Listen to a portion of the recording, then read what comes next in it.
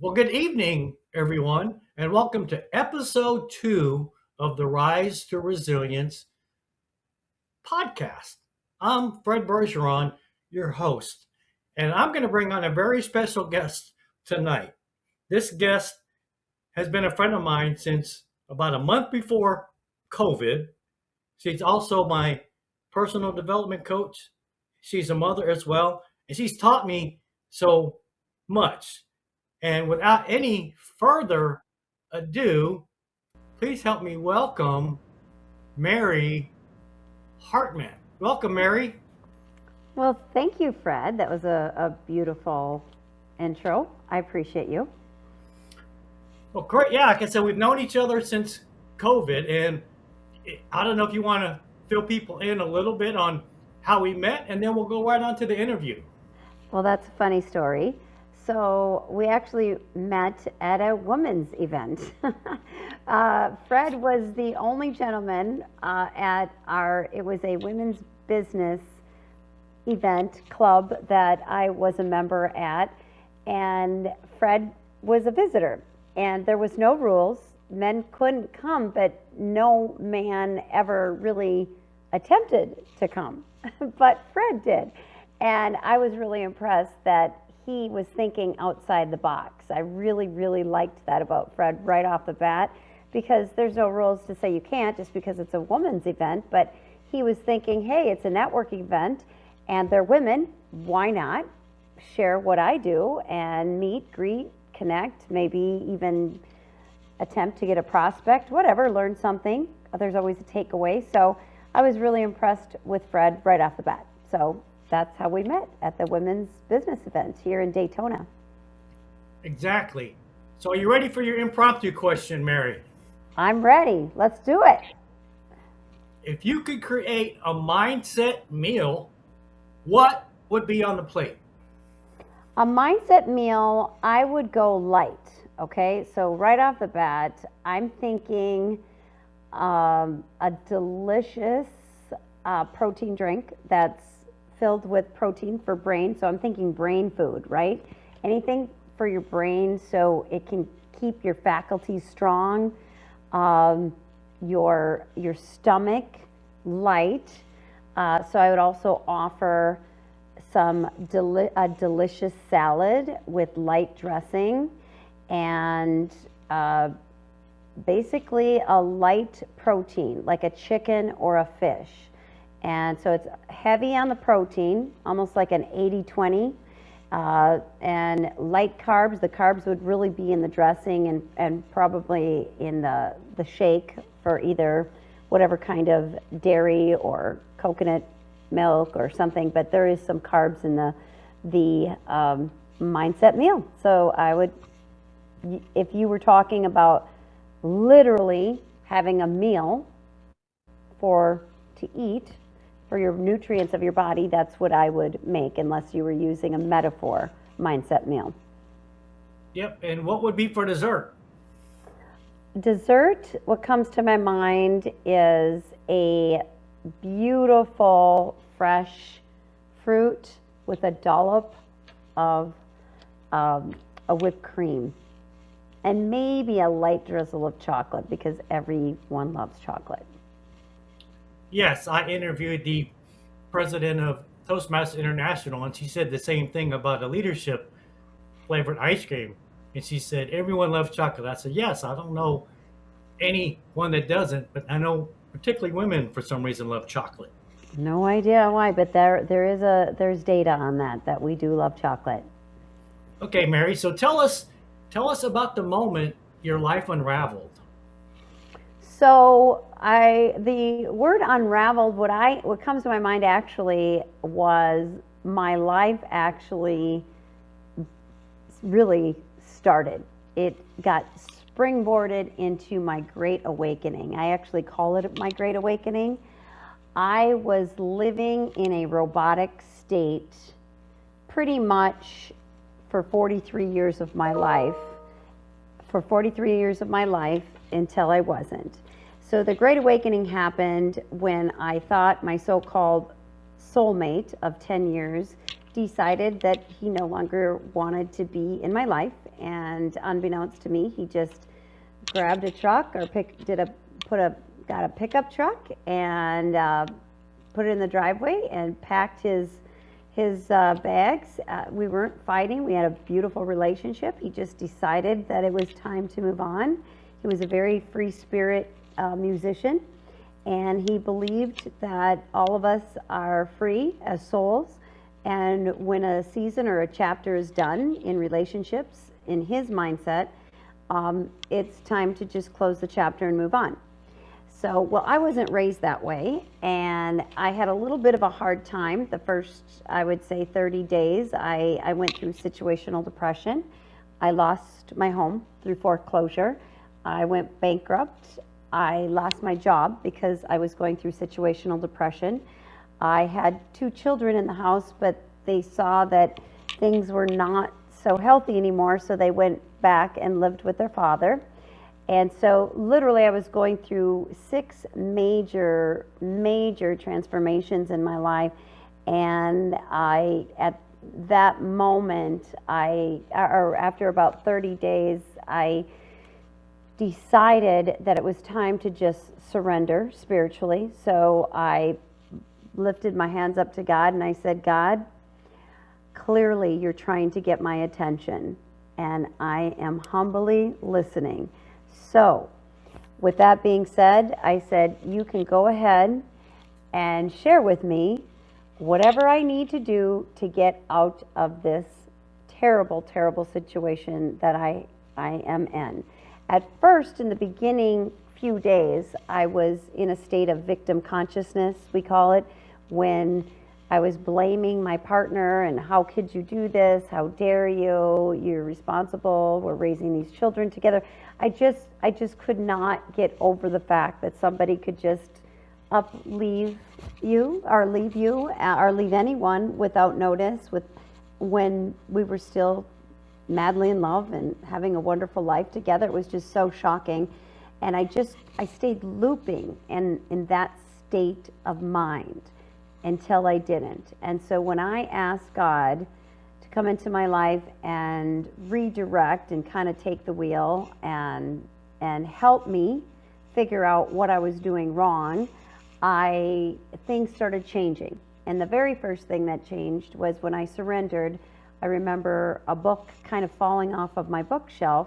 When I was walking out of the room, a book fell on the floor, and it was called Radical Forgiveness, Watch the Miracles Happen by Colin Tipping. I decided to power read that book, and lo and behold, that was the very, very beginning stages of my Great Awakening, because what the book is all about is cause and effect, which is a spiritual law, as well as taking responsibility for your part of the results in your life. And I never had been taught that universal law. I was kind of functioning on a little bit of victim consciousness just because I had had some rough relationships prior to being with my ex. And when I had started my new life with my ex, we had a beautiful life for 10 years. I was very spoiled. We lived in $1 million house. We had $1 million lifestyle. I felt like I was, living the life of the rich and famous for a chapter or a season. And then I wasn't.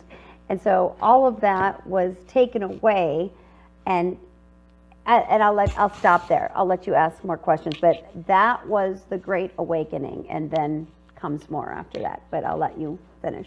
Yeah, wow, Mary, that's very powerful, and that seems to be just a very typical problem, I guess, with domestic abuse. And you used in your description something I like to call having the rug pulled out from under you, which happened to me, which is what inspired me to start this podcast when I became homeless. So, other than God and the book you were talking about, what other coping mechanisms did you use or have to help you overcome this? Well, so I believe that everything that happens in your life is always in divine order. And I believe that every lesson that you're going through, you were getting prepared from another season or another chapter. So let's go backwards a little bit in my childhood. So I am known to be a very tenacious person. And if, for those of you who don't know what tenacity means, it's a person that just never gives up. I have that personality in sales. I have that. I'm a very, very driven, can do it personality. I just don't give up, except in that situation, it just took me down. I just wasn't prepared. It was, I was very in love with that person. But aside from that, going back to my childhood, I was diagnosed with scoliosis, and that is a spine deformity. I was diagnosed at a very young age, 7th grade, and the doctor said that I had severe spine deformity and I had to be braced from the age of 7th grade to my senior year. And I remember looking up at God saying, really, God? There's over 1 billion people in this world. I'm a really good person. Why me? Why me? And I remember hearing a little subtle voice saying, because I chose you. And I was like, really? Why would you choose me to have, again, victim consciousness, to go through such pain and suffering?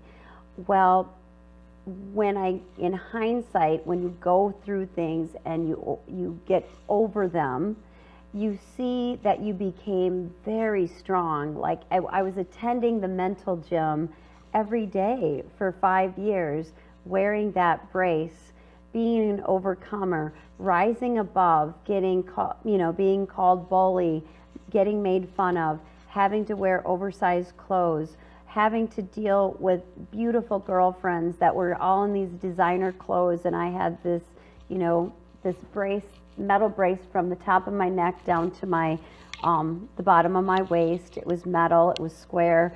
I couldn't really wear cute clothes. I had to wear bib overalls a lot, or very boxy clothes. And if you remember, most of us during those years, those are years, your formative years, where you're trying to fit in, be cute, belong, be popular, find your place, right? And so I was positioned in a very challenging place in that time of my life. But those were the years that were developing me for some more stories that I have in my life, that I have been an overcomer and a thriver and survivor through these seasons and chapters. So that brace story has really been was a blessing in disguise, because it strengthened me. It gave me mental strength. I became the homecoming princess. I was very popular. I went to prom 4 times. I was a cheerleader for 4 years. I was I was in the class play. I was lead in the class play. So you can see, even with that brace, I rose above and didn't let that brace define me. And so that developed a very tenacious personality. Yes, and I'm been told I'm very tenacious at times as well, Mary. But one of my best friends, I met him in college, and he had scoliosis. He was very tall, and I remember we were playing pool one time, and he was in a little bit of pain, and I was in the reserves at the time. And we were talking about the military, and he told me his brother was in the military, and he said, "Yeah, I tried to go, but they wouldn't take me." He said, because I had scoliosis. He said they said apparently because I was so tall, it affected my spine. Now, he didn't tell me he got bullied or anything, but we got to be best friends, and it just didn't seem to bother him at all as an adult. So my next question, Mary, is, after all this, how did this affect you as both a person and a mother, and how did it relate to your childhood? Because you mentioned childhood earlier, and that's something you've coached me on, was going back to my childhood to help me cope and relate. So now I'm turning the tables a little bit. Is how did this affect you as both a person and a mother, and how did it relate to your childhood? Well, believe it or not, I actually struggled. I silently suffered. So that season, I really believe I became an actor or an actress.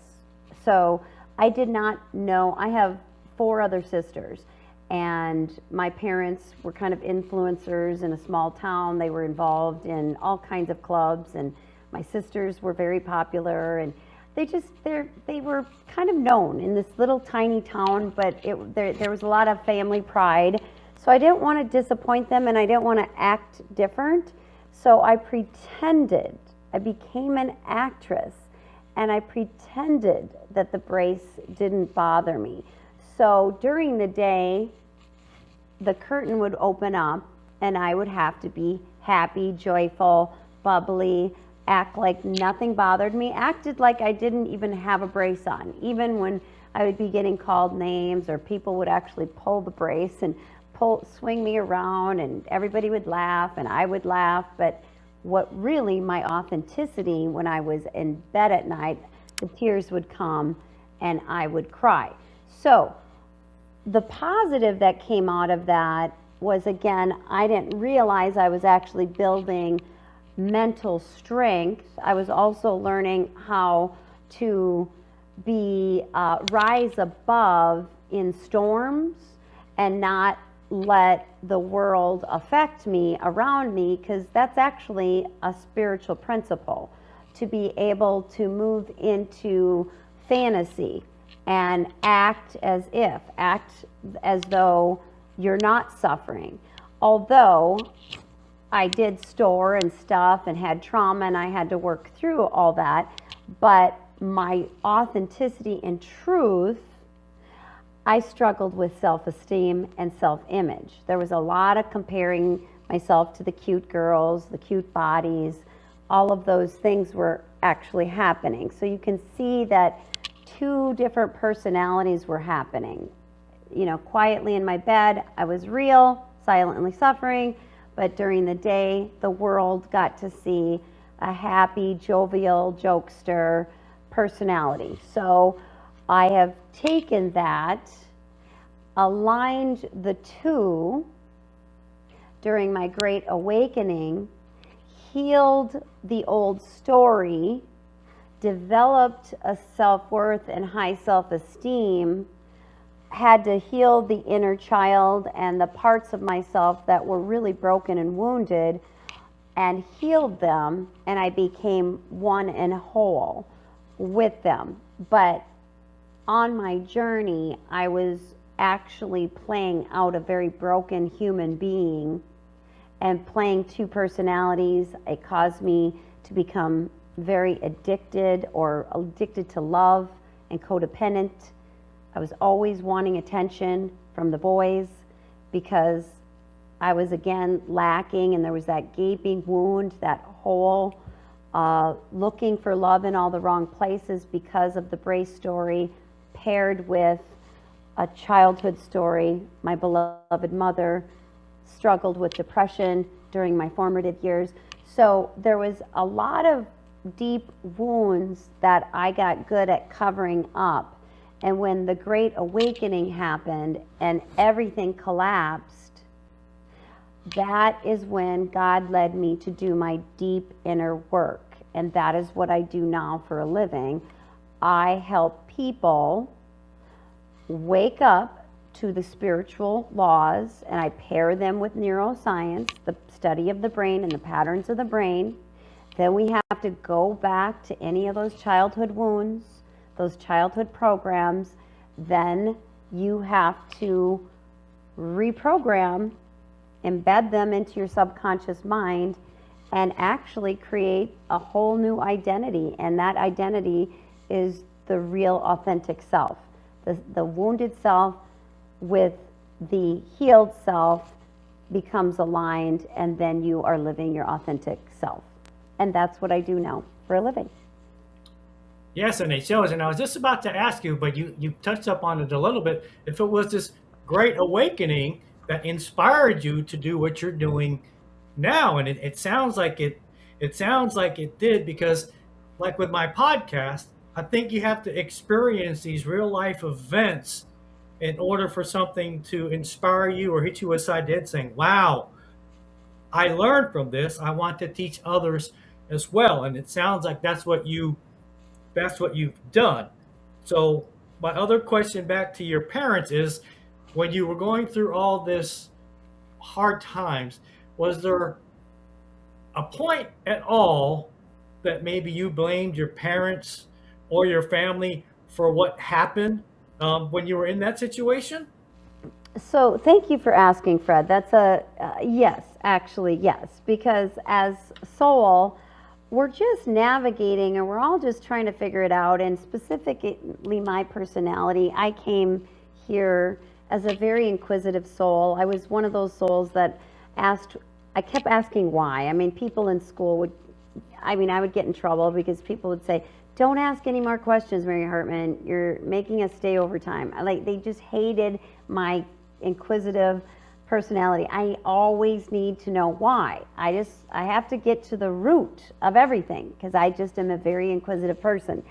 And yes, I did blame, I did a lot of blaming because my three older sisters just lived this simple, beautiful, got married, lived happily ever after, no drama, went to college, had kids, just a very straight line life, just no drama.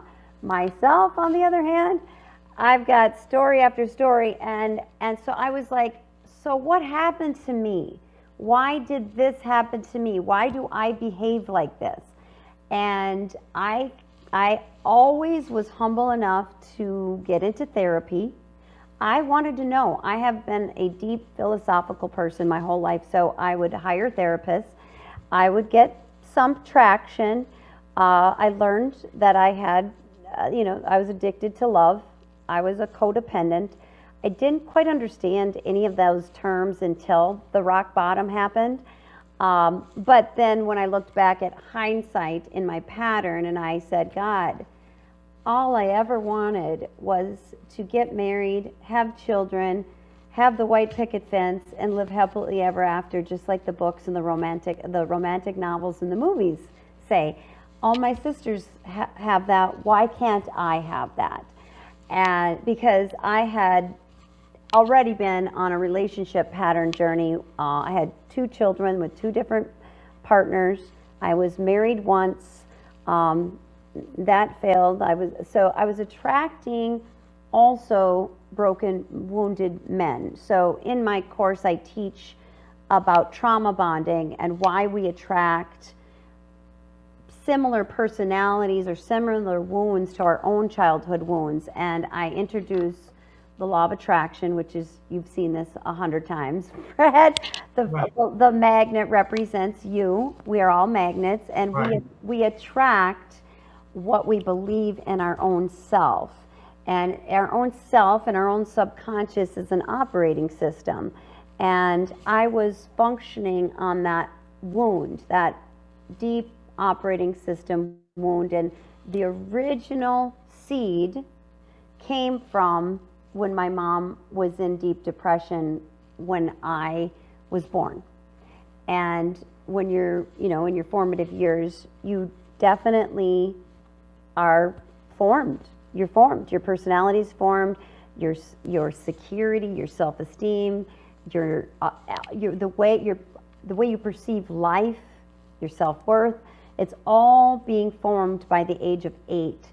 So if you have one or two parents that are not emotionally available for you at that time, that there's a wound that begins at that age. So as a soul, you begin to seek to heal that wound or fulfill the wound or the gaping piece that was missing.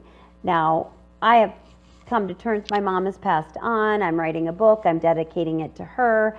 I am completely fine. Both my parents were amazing. I grew up in a loving home, but my father was working 3 jobs, so he was not emotionally available, and my mother had depression. So she was not capable at that time, but she did not have depression with the first 3 daughters.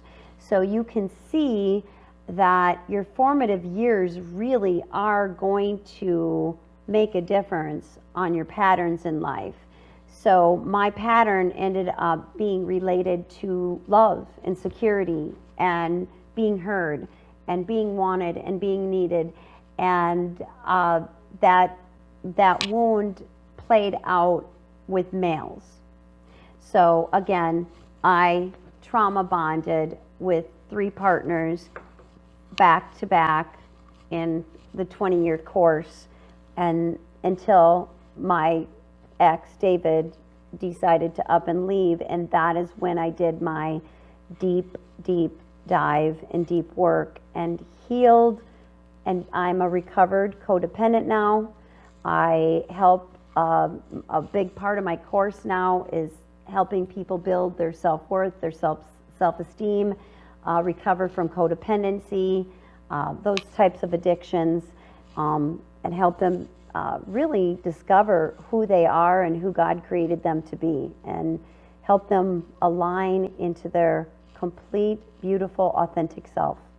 And that's that. I have the best job in the world. It's the most rewarding job anyone can ever have, because I get to participate in their unfoldment, and then I get to see the results of pouring into them and teaching them the process of it.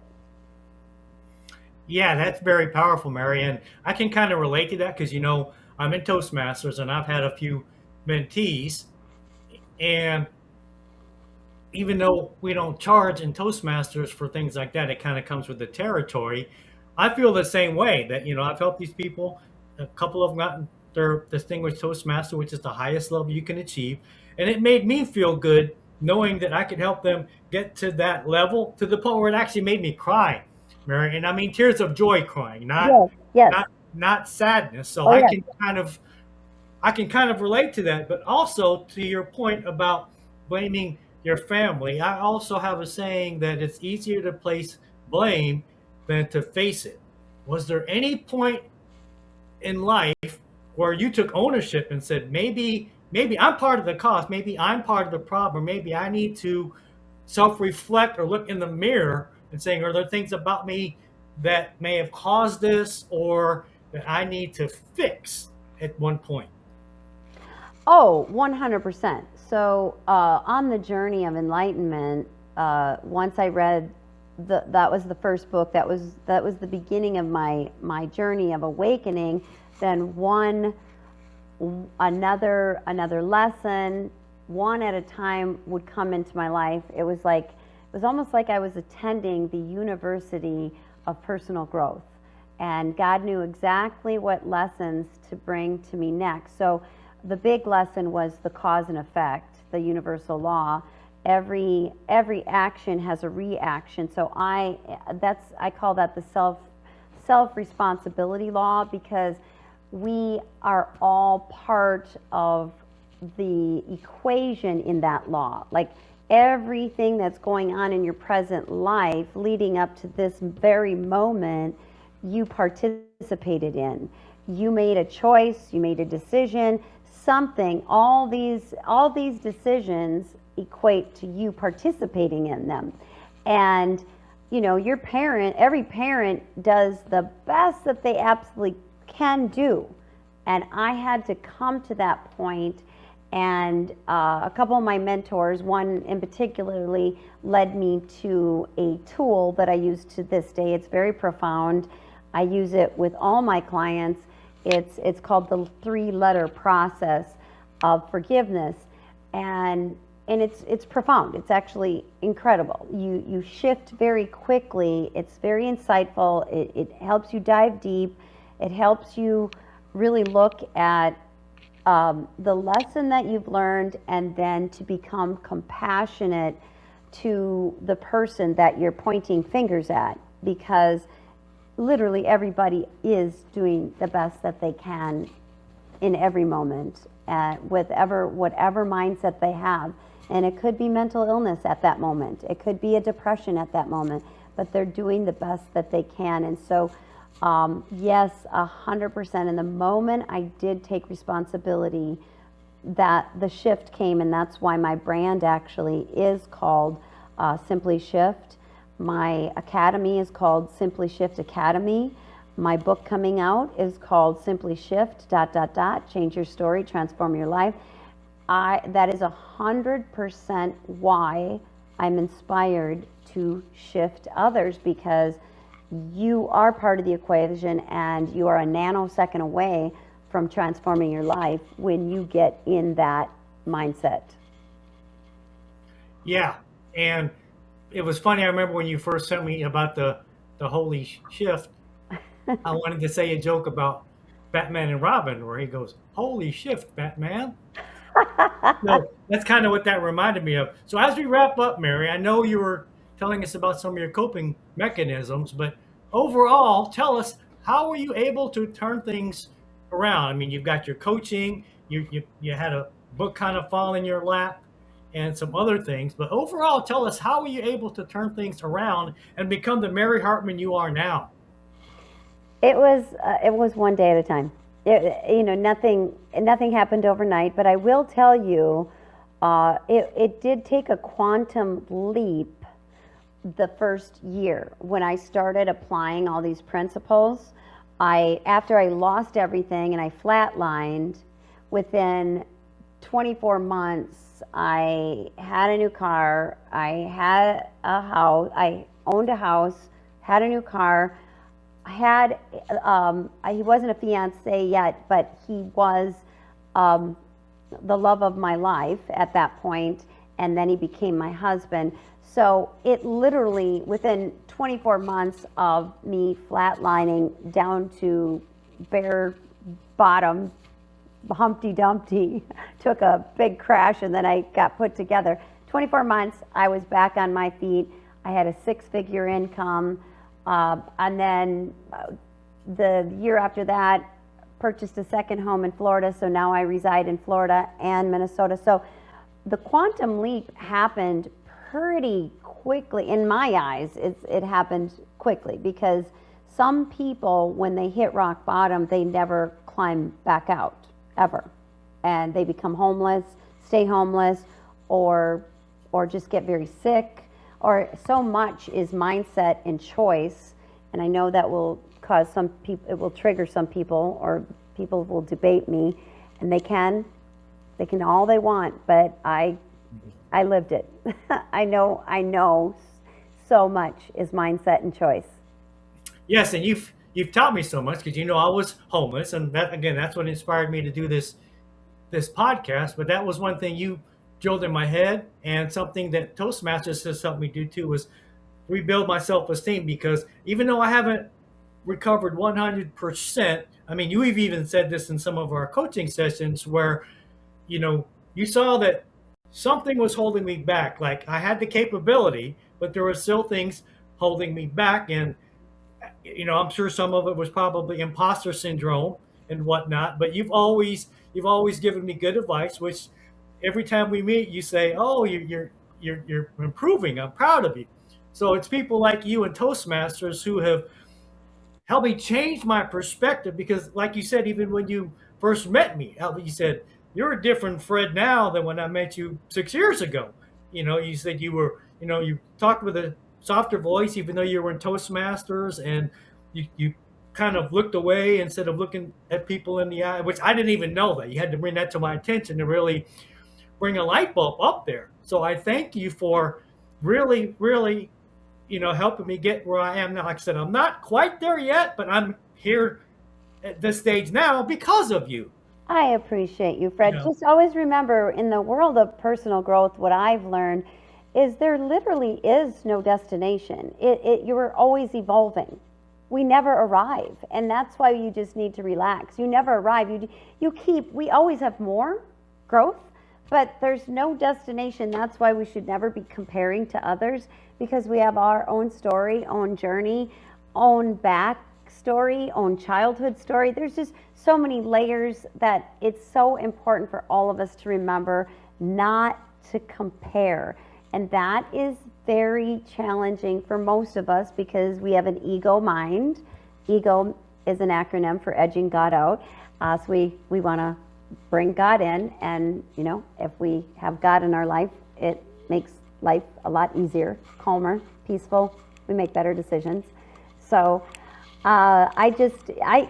you also stuttered even, Fred. I don't know if you remember that, and you held your breath when you talked, and you had short breath and you didn't have full sentences. So your transformation has been remarkable. And I mean, one thing that God has given me, and I knew this at a young age because I've been a cheerleader my whole life for everyone, and I love it, is I see people's gifts before they see them themselves. And I saw your light, I saw your gift, and it's been an honor coaching you through the journey and seeing you finally align to your beautiful gifts and talents, Fred. This is where you belong.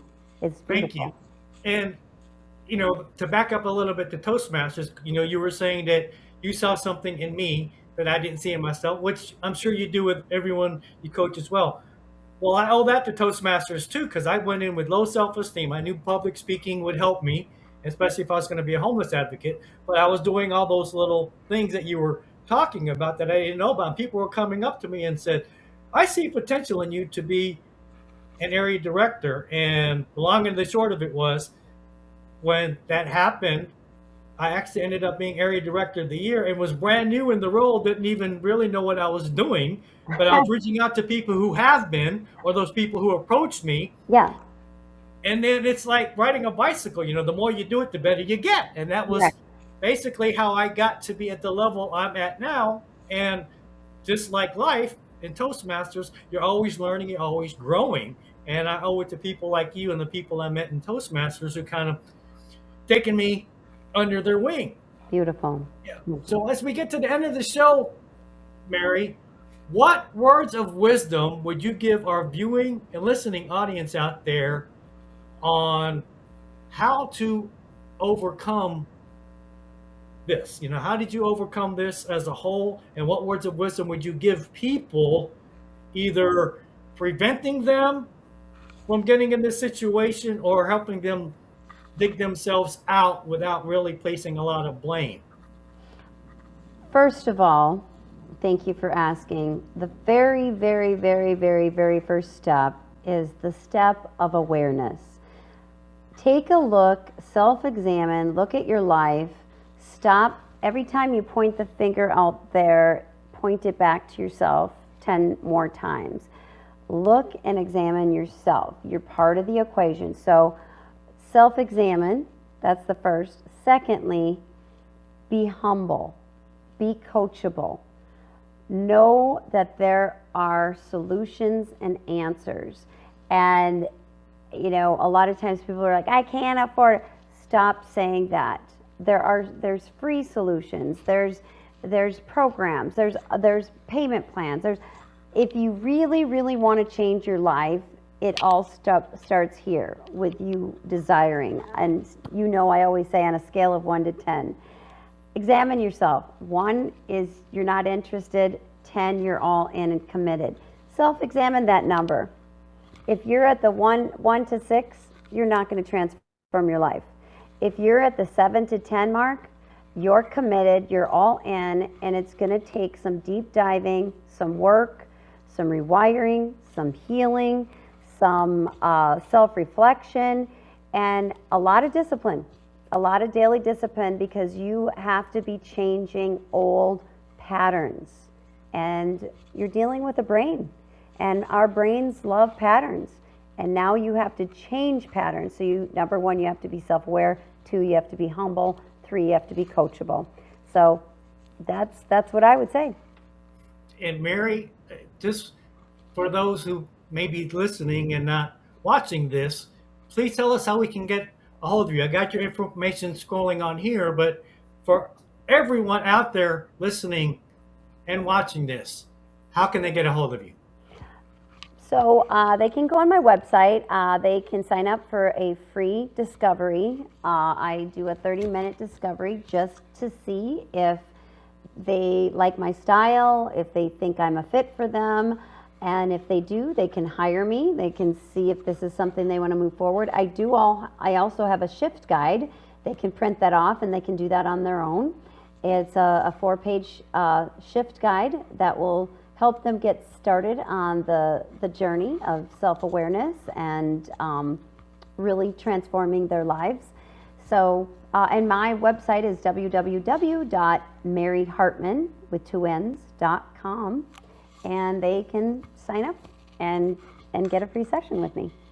And I would be honored. Thank you, Mary, and thank you for being a guest on my show. That's a wrap, everybody, and we will see you at our next episode.